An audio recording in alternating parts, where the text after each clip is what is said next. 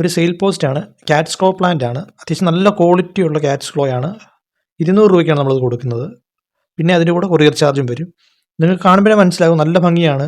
ഇത് നമുക്ക് വീട്ടിൽ ആർച്ച് ഉണ്ടാക്കിയിട്ട് അതിൽ സെറ്റ് ചെയ്യാം, അല്ലെങ്കിൽ മതിലിൽ കയറ്റി വിടാം, അല്ലെങ്കിൽ പ്ലാന്റ്സ് എന്തെങ്കിലും ഉണ്ടെങ്കിൽ വലിയ മരം ഉണ്ടെങ്കിൽ മരത്തിൽ കയറ്റി വിടാം. കാരണം നല്ല ഭംഗിയാണിത്.